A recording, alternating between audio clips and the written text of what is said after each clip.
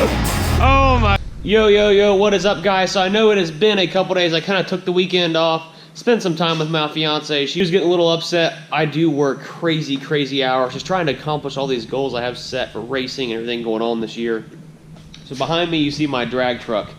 A lot of my followers, subscribers from the very beginning of the channel seen a lot of this truck and are racing what we were doing back when I first started YouTubing, learning how to vlog and do things like that. So this truck in the next couple of weeks is going to the fab shop over at ProFab where the Australian truck is. We're going to be picking it up, bringing it back and getting started on the build, and my drag truck is going in to get its dose of drag racing. We're going to get the rest of the cage built. Right now it only has a roll bar, as you can see on the outside, and you can't really see on the inside because of the lighting I've got. It's really shitty in here. We've only got a couple lights.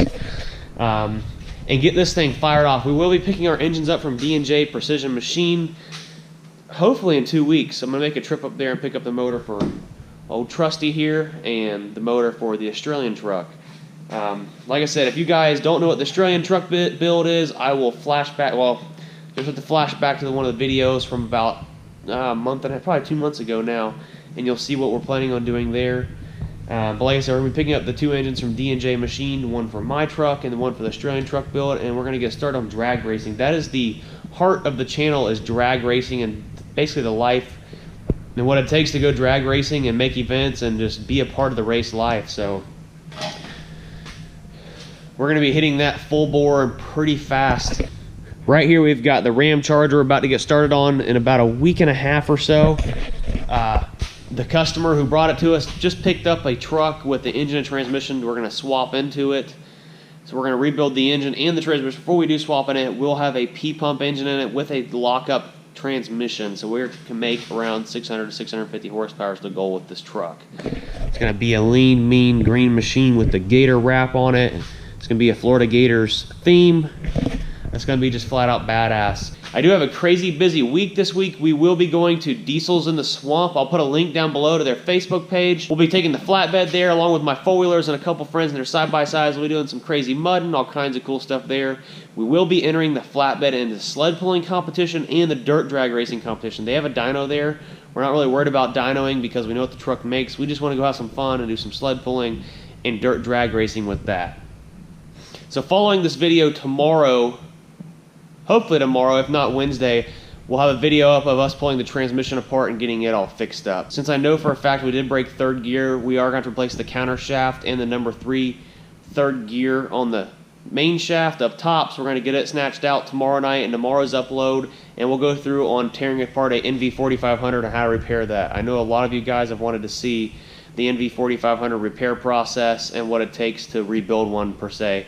We are going to go and replace that 4th gear synchro. We have seen and we do know that it is a little worn out from all the hard and harsh shifts we've been making with it, so we're going to go ahead and replace that while we've got it apart. So you guys do have some really cool stuff to look forward to this weekend with taking the flatbed to the Diesels in the Swamp event. The boggers, which we've used on the drag racing truck for a couple events, will be going on the flatbed. If you guys haven't already, make sure you hit the subscribe button and be sure to like all the videos because it really helps get my videos noticed to get more subscribers so I can make some more badass content for you guys.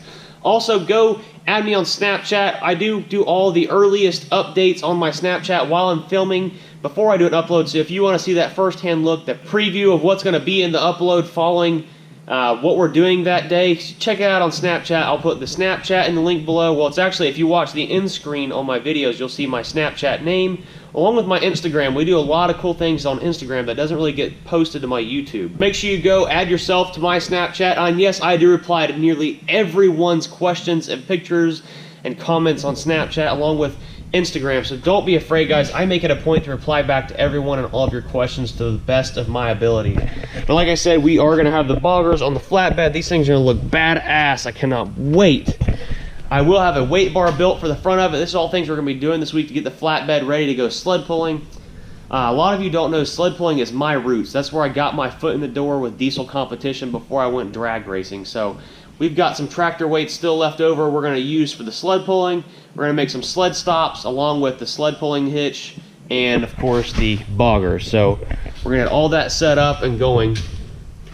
We're gonna get all that set up on the flatbed and make it a sled pulling machine. I don't know if anyone watched Lights Out 9 this past weekend, which is the biggest small tire and big tire shootout in the gas drag racing world.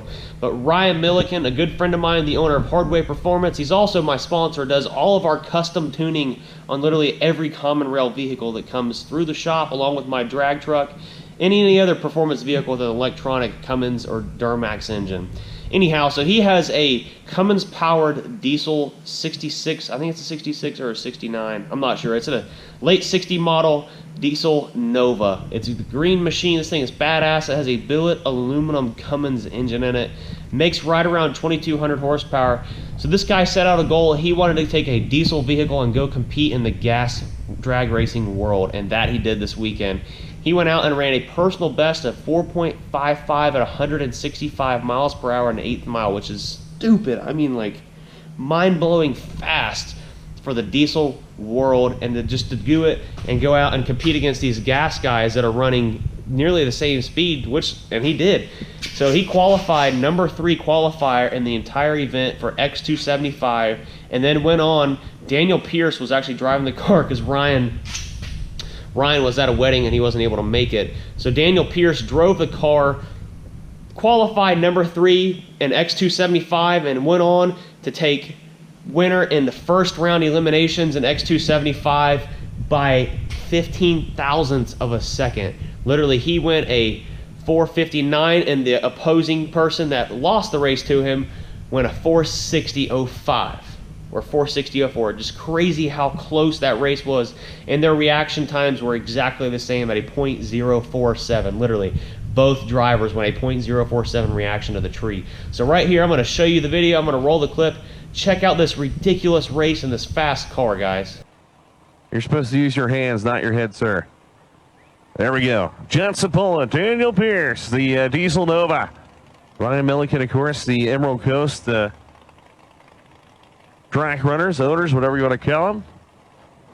Operators. Operators, yes, that's a it. safe word. Yes. As they lease the track off Ozzie Moya, the guy that owns this track in Orlando Speed World. Pierce won a best of 4:55. That was kind of a moonshot run. They ran in the 60s, had some tire smoke earlier, or I should say their last pass last night. So if they can hook this thing up for a 55, they're going to give Cipolla a run for his money.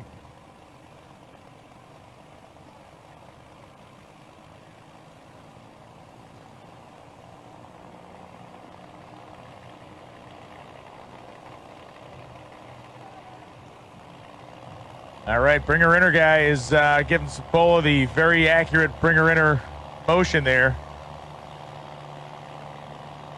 Just ask Siri on a cell phone. That's how it was done. iPhone to the front. Pre-stage.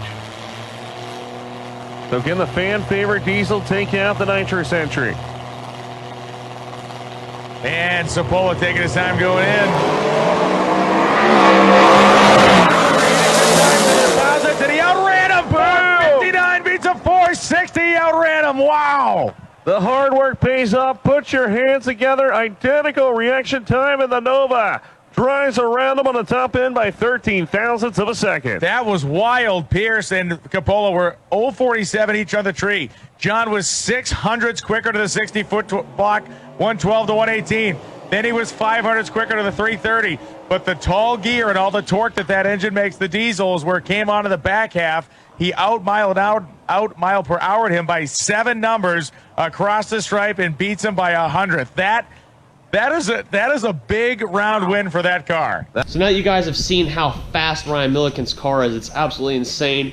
He didn't make it past second round. I think he kicked the tires off, so he lost, but he didn't really get a chance to go against the opposing racer. That was an amazing achievement for the diesel world and diesel community. So a couple updates we've got going on here in the shop. We are extremely busy.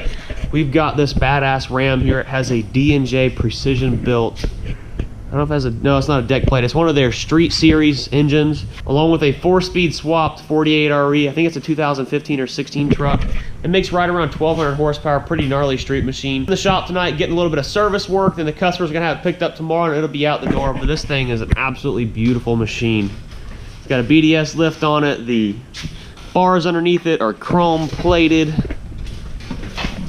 Dual Fox shocks, pretty sick truck.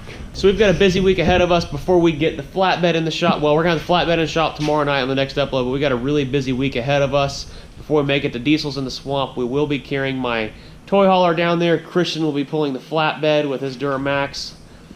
Well, he'll be pulling the flatbed gooseneck along with the flatbed on it and some four-wheelers and side-by-sides. We're gonna be having a really cool, killer time down there and doing some really cool filming.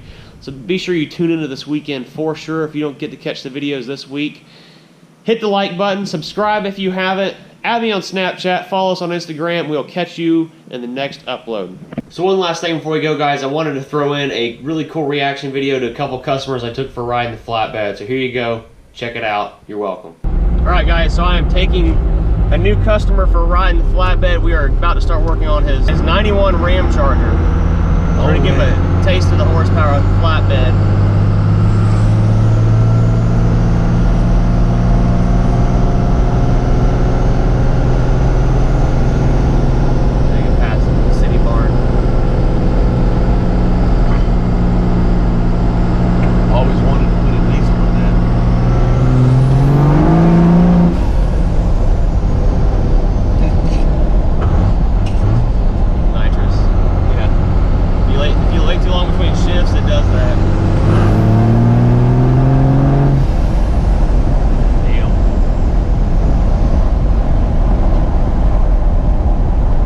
Cummins.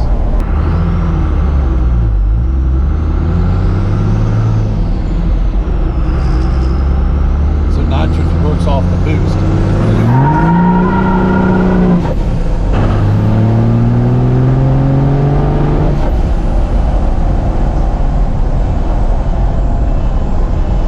I've got it set to come on at 20 psi.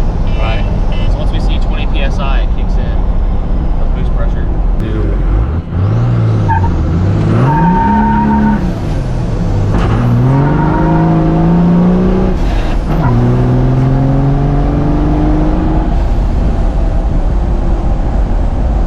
Just imagine with an automatic, Yeah. you're all the time, no shifted. Yeah, sure. We're trying to refine a 5-speed. I can put this thing together and make it shift fast for about 7 hard shifts, and then it fucks up. That's why it's kind of fucked up right now. The synchros wear out that quick. Back in the day, they used to make the synchronizers out of brass. Yeah. And now they've got this carbon shit inside of them. They wear out like that. Whenever you're trying to shift fast, there's a fuckload of heat happening. It just melts them.